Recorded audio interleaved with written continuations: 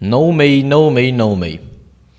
مئی کی آڑ میں تحریک انصاف کے لوگوں کو اٹھایا گیا، غائب کیا گیا، مقدمے درج کیے گئے، اغوا کیا گیا، اس کے علاوہ توڑ پھوڑ کی گئی، چار دیواری کا تقدس پامال کیا گیا، ماؤں کے سروں سے دوپٹے کھینچے گئے، بہنوں کے گریبان پھاڑے گئے، چوریاں کی گئیں۔ 9 مئی کی آڑ میں بہت کچھ ہوا، لیکن میں آپ کو ایک مزے کی کہانی سناتا ہوں 9 مئی کی، جو کوٹ لکھپت جیل میں ہوئی ہے۔ آپ نے ایک تصویر دیکھی ہوگی، اے آئی جنریٹڈ تصویر ہے، جس میں عمران خان کے ٹیبل کے نیچے چھپ کے کوئی بندہ سازش سن رہا ہے۔ اب یہ تصویر کی کہانی کیا ہے، بیسیکلی یہ تصویر کیوں جنریٹ ہوئی ہے، وہ میں آپ کو اس کی کہانی بتاتا ہوں۔ 9 مئی کا ٹرائل کوٹ لکھپت جیل میں چل رہا ہے۔ وہاں ڈاکٹر یاسمین راشد، شاہ محمود قریشی، وہاں اعجاز چودھری، میاں محمود رشید، یہ تمام لوگ، عمر سرفراز چیمہ، یہ تمام لوگ وہاں قید میں ہیں، اور باقی جو لوگ ہیں جیسے صنم جاوید ہو جائیں، طیبہ راجہ، عائشہ بھٹہ، خدیجہ شاہ، اس کے علاوہ اور بہت سے ورکرز جو ہیں، یہ 9 مئی ٹرائل پہ جاتے ہیں کوٹ لکھپت جیل، اور وہاں ٹرائل چل رہا ہے 9 مئی کا۔ اب 9 مئی کے ٹوٹل 2 گواہ ہیں، جو وہ کیس ہے جس کیس کی میں بات کر رہا ہوں۔ ٹوٹل 2 پولیس والے گواہ ہیں جو یہ دعویٰ کرتے ہیں کہ انہوں نے اس 9 مئی سازش کو سنا۔ 9 مئی سازش انہوں نے اپنی آنکھوں سے دیکھی اور کانوں سے سنی۔ ٹھیک ہے جی، سن لیا آپ نے۔ اب یہ انہوں نے پروف کرنا ہے کورٹ کے اندر، اور یہ کورٹ کے اندر میاں علی اشفاق جو وکیل ہیں اس کیس کے، ان کی اور وہ 2 لوگ جو ہیں ان کی ایک ڈیبیٹ ہوتی ہے، جج صاحب موجود ہوتے ہیں۔ اب ڈیبیٹ کیا ہوتی ہے وہ سنیں۔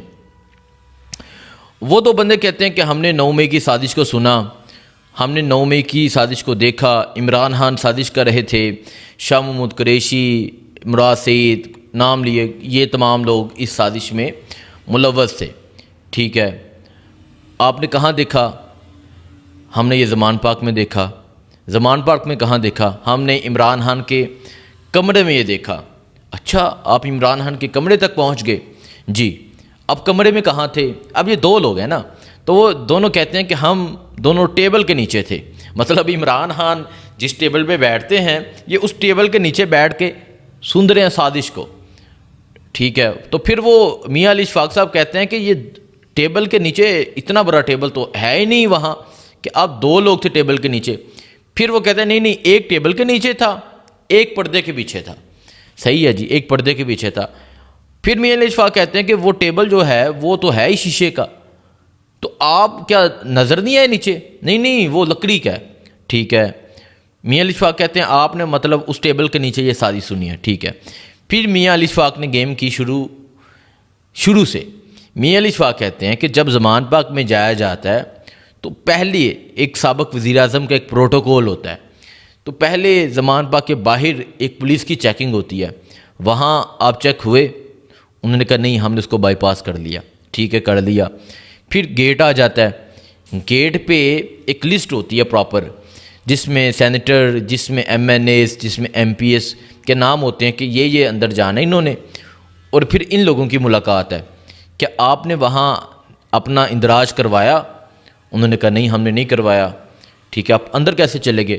ہم اس سے بھی بائی پاس کر لیا، چلے گئے اندر۔ پھر میاں علی اشفاق کہتے ہیں کہ وہاں اب زمان پاک کا جو اگلا گیٹ آتا ہے، وہاں موبائل دیے جاتے ہیں، پھر عمران خان سے ملاقات کی جاتی ہے۔ آپ نے وہاں اپنے موبائل سبمٹ کروائے یا کسی کو کچھ بتایا؟ نہیں، ہم وہاں سے بھی چلے گئے۔ اچھا جی، آپ وہاں سے بھی چلے گئے؟ جی۔ پھر عمران خان کے یہ کمرے میں گھس گئے ہیں، اور ایک ٹیبل کے نیچے بیٹھا ہوا ایک پردے کے پیچھے کرا ہے، اور وہاں کسی کو پتہ نہیں چل رہا۔ ٹھیک ہے جی۔ انہوں نے کہا کہ آپ وہاں سے بھی چلے گئے، صحیح ہے۔ پھر وہ کہتے ہیں کہ آپ ڈیوٹی کس پہ تھے؟ مطلب آپ یہ تمام جو ہیں بیریئر کراس کر کے گئے ہیں، اب کس ڈیوٹی پہ تھے؟ تو یہ پولیس والے کہتے ہیں کہ ہم خفیہ ڈیوٹی پہ تھے۔ میاں علی اشفاق کہتے ہیں کہ خفیہ ڈیوٹی پہ تو آئی ایس آئی ہوتی ہے یا انٹیلیجنس کے لوگ ہوتے ہیں، تو آپ کون سی خفیہ ڈیوٹی پہ تھے؟ تو پھر یہ کہتے ہیں کہ ہمیں ایس ایچ او نے اسپیشل ٹاسک پہ لگایا تھا۔ ٹھیک ہے، ایس ایچ او نے لگایا۔ ایس ایچ او پتہ ہے آپ کا کون سا ہے؟ جی پتہ ہے۔ تھانہ کون سا ہے پتہ ہے آپ کو؟ جی پتہ ہے۔ چلو جی، رجسٹرار منگوایا جائے تھانے کا۔ اب رجسٹرار جو ہوتا ہے اس کے پاس ہوتا ہے کہ آج اس بندے کی یہ ڈیوٹی ہے، اس بندے کا یہ کام ہے، اس بندے کی یہ ڈیوٹی ہے، اس بندے کا یہ کام ہے۔ رجسٹرار کو جب بلایا گیا تو دیکھا کہ یہ دونوں ہی غیر حاضر ہیں، دونوں ڈیوٹی بھی نہیں آ رہے۔ اور ایس ایچ او نے متعلقہ ایس پی کو شکایت کی ہوئی ہے کہ یہ دونوں ڈیوٹی پہ نہیں آ رہے، اب آپ جانیں یا یہ جانیں، میں ان کو نہیں رکھوں گا۔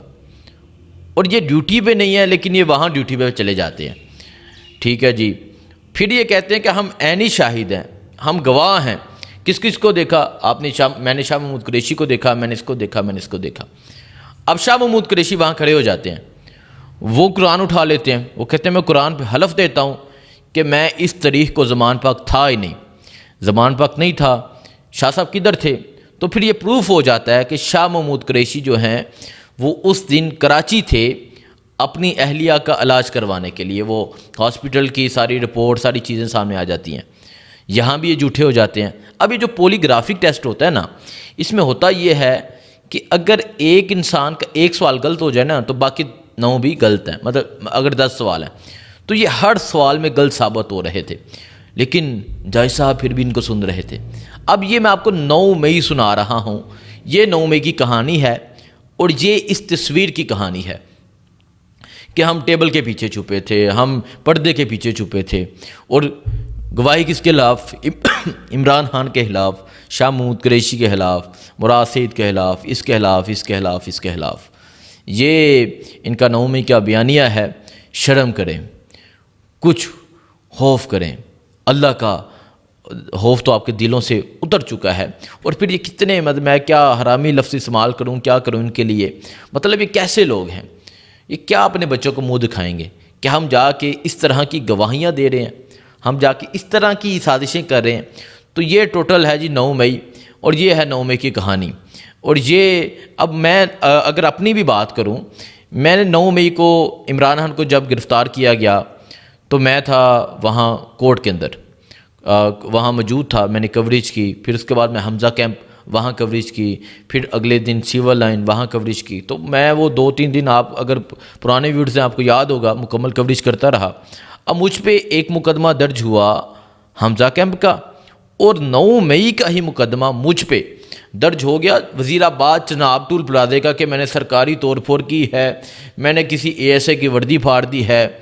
یہ 9 مئی کی کہانی ہے کہ ایک انسان ایک وقت میں، وہ اسلام آباد بھی ہے، وہ وزیر آباد بھی ہے۔ اب 9 مئی کے جیسے میں اسٹوڈیو صنم جوید ہے جیسے، اب وہ 9 مئی وہ میاں والی میں بھی ہے، وہ لاہور میں بھی ہے، وہ گجرانوالا میں بھی ہے، وہ پنڈی میں بھی ہے۔ یہ کیا چل رہا ہے؟ ملک میں ناانصافی، ملک میں قانون، ملک میں ججز، ملک میں عدالتیں کہاں پہ ہیں؟ آج اس انسان کو آپ جھوٹا ثابت کرنے کے لیے اس طرح کی جھوٹی گواہیاں لے کر آ رہے ہیں۔ 9 مئی دیکھیں، 9 مئی بہت سے لوگوں کے لیے جو ہے ایک ایسا مطلب ایک ایسا نقصان ہے جو کبھی پورا نہیں ہو سکتا۔ مجھے یاد ایک میاں بیوی جو 9 مئی کی ایم پی اے تھے، مجھے نام بھول گیا، وہ چھپتے پھر رہے تھے، لیکن ان کا ایکسیڈنٹ ہوتا ہے، وہ فوت ہو جاتے ہیں۔ 9 مئی کی آڑ میں بہت سے لوگوں کو گرفتار کیا گیا، ان کی ڈیتھ ہو گئی۔ افتخار ابھی ریسنٹلی میں کمالیہ گیا ہوا تھا، اس کے علاوہ عبداللطیف، اس کے علاوہ مجاہد شاہ، اس کے علاوہ اور بہت سے لوگ جنہیں 9 مئی کی آڑ میں گرفتار کیا گیا، 11 ماہ جیل میں رکھا گیا، ان کی ڈیتھ ہو گئی۔ گجرانوالا کے، اب گجرانوالا کی بات کروں، دیکھیں گجرانوالا کے 52 جو لوگ ہیں انہیں 5-5 سال کی قید سزا سنائی گئی ہے، اور ان کا ذکر کہیں نہیں ہوتا، اور ان کو سزا سنائی گئی ہے لوئر کورٹ سے، اور ہائی کورٹ میں ابھی تک ان کا کوئی کیس نہیں سن رہا، کوئی یہ نہیں سن رہا کہ یہ کس وجہ سے آپ نے 5-5 سال قید کی سزا سنائی ہے، اور ان لوگوں کو 2 سال 2.5 سال جیل میں ہو گئے ہیں، اور اصل ہیرو یہ لوگ ہیں جو، اور کہیں ذکر نہیں ہے، اور 52 لوگ ہیں، وہ 52 خاندان ہیں، اور وہ پورے کے خاندان ڈسٹرب ہیں، اور عمران خان 9 مئی کے کیسز کا سامنا کر رہے ہیں، عمران خان کو 9 مئی کے کیس میں سزا سنائی گئی ہے۔ یہ تمام چیزیں ہیں جو یہ حکومت کر رہی ہے، لیکن حکمرانی اللہ کی ہے، لیکن عدالت اللہ کی ہے، انصاف اللہ کا ہے، اور اگر یہ عدالتیں انصاف نہ دیں تو اللہ کی ذات ضرور انصاف دے گی۔ تو میں نے سوچا میں آپ کو یہ 9 مئی کی یہ سٹوری سناؤں، یہ کہانی سناؤں جو ہوئی ہے، اور جو ایک بڑے مزے کی سٹوری ہے جو چل رہی تھی، آپ کے سامنے رکھی۔ باقی جو چیزیں چلیں گی وہ بھی آپ کو بتائیں گے 14 اگست کو تحریک انصاف دوبارہ سڑکوں پہ نکلے گی، وہ بھی آپ کو دکھائیں گے۔ تحریک انصاف کیا کرتی ہے، عمران خان کے کیسز کا کیا ہوتا ہے، یہ بھی آپ کو بتائیں گے۔ لیکن اس ملک میں نہ انصاف ہے، نہ قانون ہے۔ آئے دن ویڈیوز آتی ہیں، کوئی پولیس والا خواتین پر تشدد کر رہا ہے، کوئی انسان خاتون کو گولی مار رہا ہے پسند کی شادی کرنے پہ۔ سو اس طرح کی بہت سی چیزیں سامنے آتی ہیں جو اس پاکستان کے لیے، اسلامی جمہوریہ پاکستان کے لیے ایک دکھ کا لمحہ ہے۔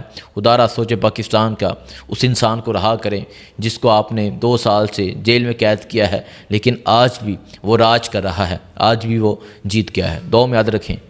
اللہ حافظ۔